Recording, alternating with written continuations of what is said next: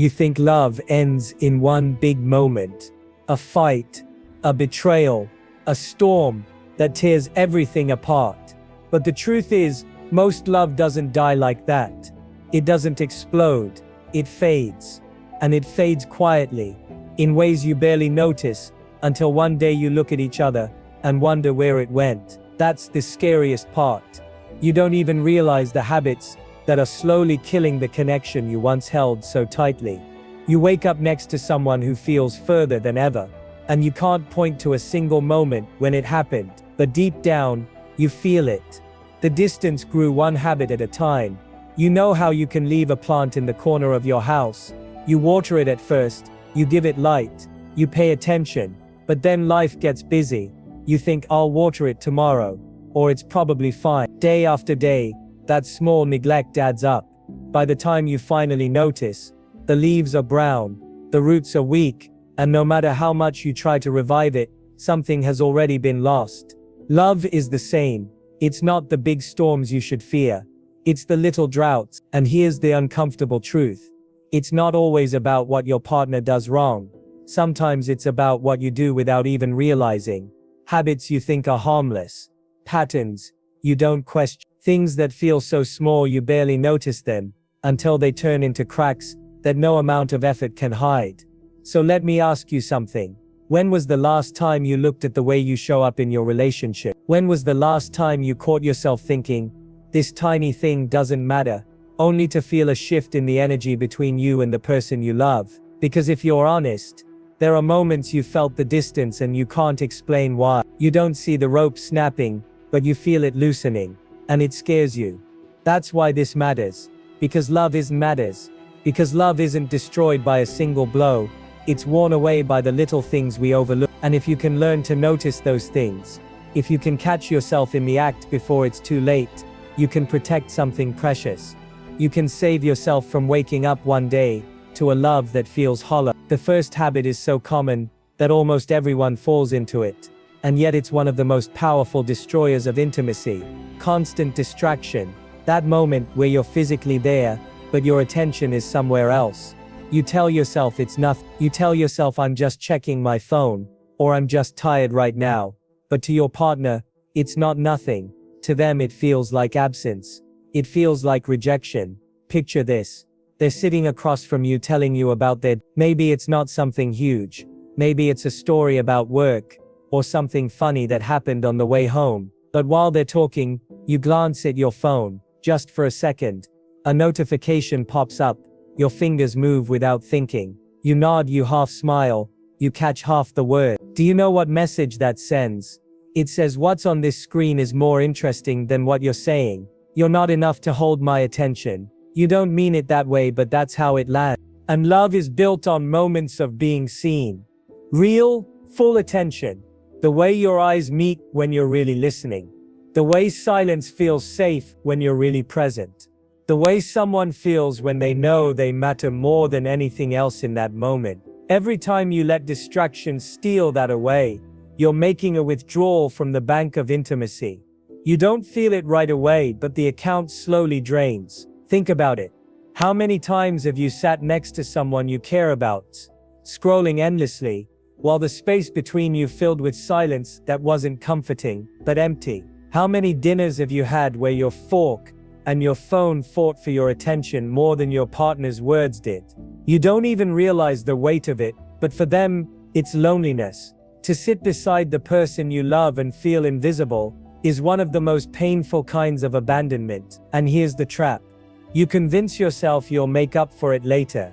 You'll give them your attention when things calm down, when work slows, when life feels less overwhelming. But love doesn't work on a schedule. It's built or broken in the ordinary moments. Those 5 minutes at the end of the day, that conversation over coffee, that simple question, how are you really? When you actually mean it. If you miss those, you miss the chance to water the plant before it dries. And let's be honest, the world is designed to steal your attention, your phone, your work, your endless list of responsibilities. But at the end of the day, what's more important?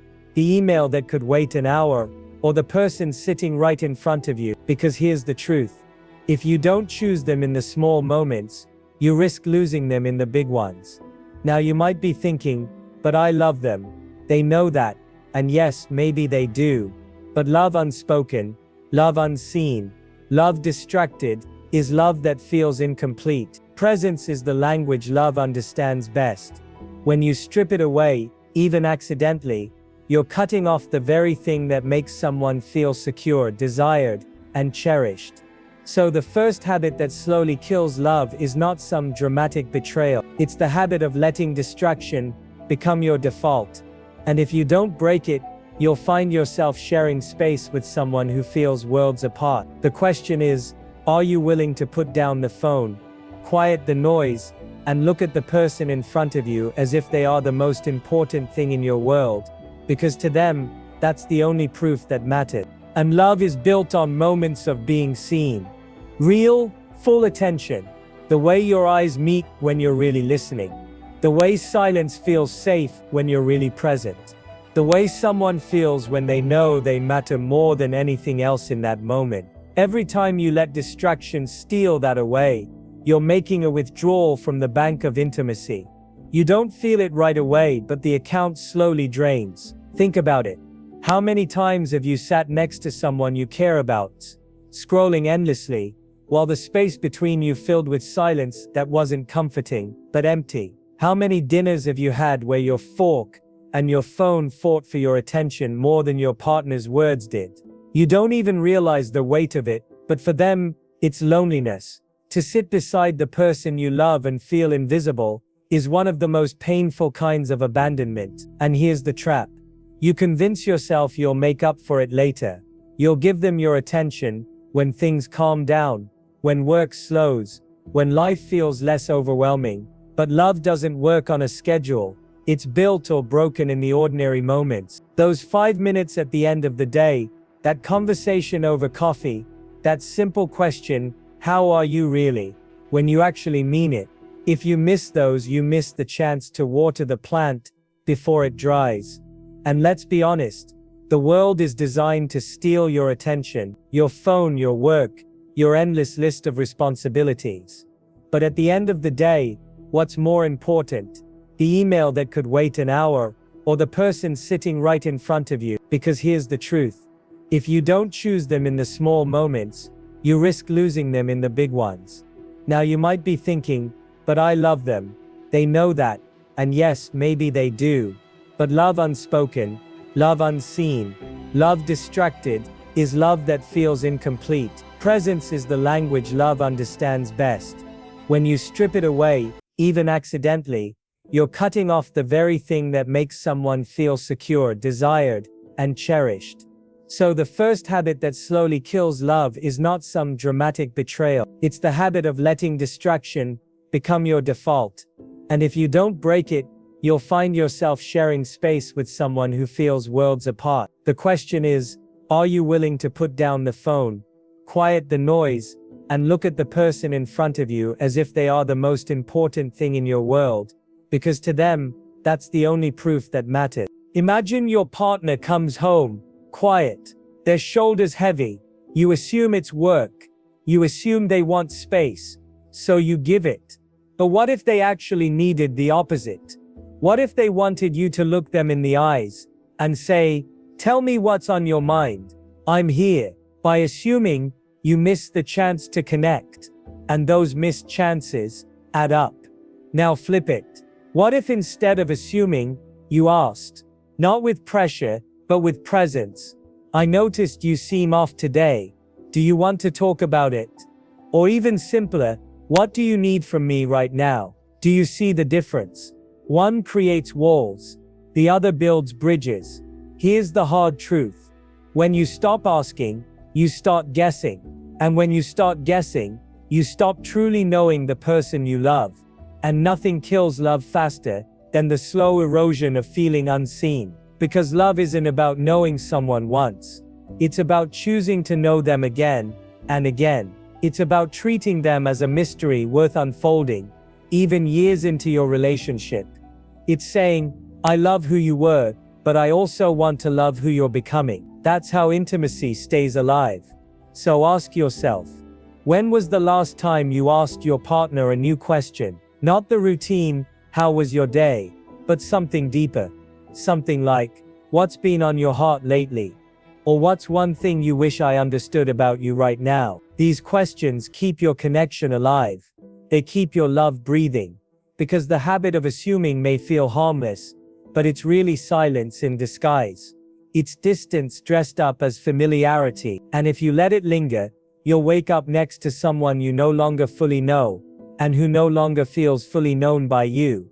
The truth is, love doesn't just need presence. It needs curiosity. It needs the courage to admit, I don't always know what you need, but I want, and that want, that willingness, is what keeps a relationship from quietly dying. And here's where it cuts even deeper. Because sometimes, it's not distraction, sometimes, it's not even assuming. Sometimes the habit is quieter, heavier, and it feels almost like the natural rhythm of being together for a long time. It's the habit of taking each other for granted. You don't mean to. Nobody ever sets out thinking, I'm going to stop appreciating the person I love. But it happens slowly. At first, everything they do feels magical. The way they text you good morning. The way they sit beside you on the couch. The way they remember little things you said weeks ago. You notice it all, and it fills you with gratitude. But over time, what was once extraordinary becomes ordinary.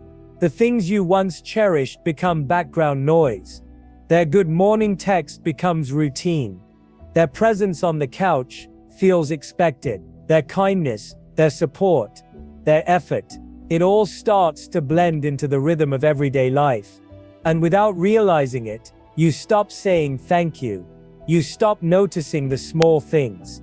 You stop showing them that their effort matters. And here's the thing about love. What isn't appreciated eventually feels invisible. Imagine how it feels to keep showing up for someone, to keep giving, to keep trying and slowly realizing they no longer notice, that the effort you once got praised for now goes unspoken, that your love feels like it's being consumed but not reciprocated. That's how resentment begins. That's how someone who still loves you starts to quietly pull away. You might think, but they know I appreciate them. And yes, maybe they do. But knowing isn't the same as feeling. Love isn't sustained by assumptions. It's sustained by reminders. By the look in your eyes when you say, I don't take this for granted. By the softness in your voice when you notice the small things. The way they folded your laundry. The way they handled a tough situation. The way they keep showing up even on their hard days. Because here's the truth. Appreciation is oxygen for love. Without it, connection suffocates. Think about the moments when you felt unappreciated. Maybe at work, maybe in your family, maybe in a past relationship. You gave and gave, but it felt like nobody noticed. Do you remember the sting of that, the loneliness? The exhaustion of loving without being seen? That's the same pain your partner feels when you stop appreciating them. And it doesn't take grand gestures. You don't have to write poetry or buy gifts every week. It's in the simple acknowledgements. The I noticed. The thank you. The I don't say this enough, but I appreciate the way you. Those words cost nothing, but they carry weight. The danger of taking each other for granted is that it creates a slow drift. At first, it's just a small gap. Then, as days turn into months, the gap widens. Until one day, the love is still there, but the warmth is gone. And the person you love feels more like a roommate than a partner. And the scariest part? Most people don't realize it's happening until it's almost too late. Until the person who once longed for your appreciation has grown numb to its absence. Until the distance feels permanent. But here's the hope. You can change it. Right now. You can start looking at your partner with fresh eyes. You can choose to notice the things you've been overlooking. You can choose gratitude over assumption, because love doesn't die from boredom. It dies from invisibility. And the way you keep love alive is by making sure the person you love never feels unseen. So ask yourself, When was the last time you looked at your partner and said, "I don't take you for granted"? When was the last time you made them feel appreciated, not for what they did in one big moment, but for the small ways they keep showing up, day after day? Because love isn't built in the grand moments, it's built in the everyday acts of recognition. And if you can return to that, if you can relearn how to say thank you and mean it, you'll notice something incredible. The warmth comes back. The closeness returns. The spark you thought was gone begins to glow again. Because love doesn't need perfection. It just needs appreciation to survive. But there's another habit. One that feels even trickier. Because it hides under the excuse of comfort. It's when you stop expressing affection. Not because you don't feel it, but because you assume it's already understood. At the beginning, affection flows naturally. You reach for their hand without thinking.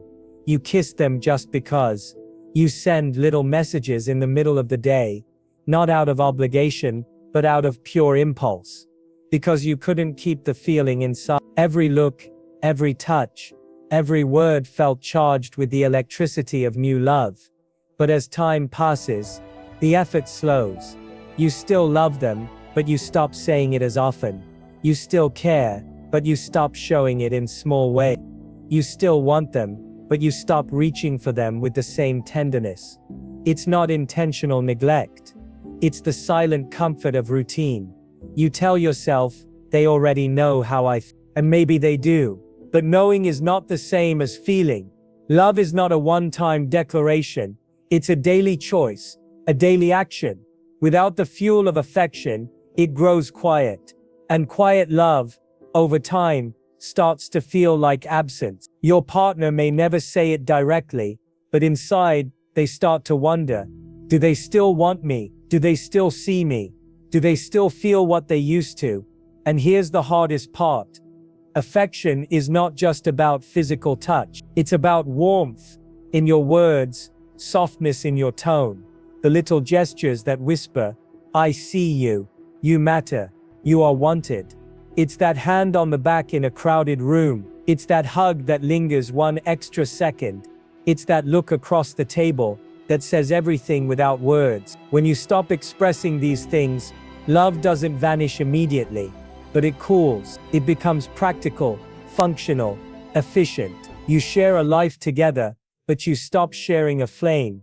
Think about it. When was the last time you looked at your partner the way you used to? The way your eyes couldn't hide how much you adored them? When was the last time you touched them, without agenda, simply because you couldn't resist the pull? When was the last time you whispered something tender, not as routine but as truth spilling out?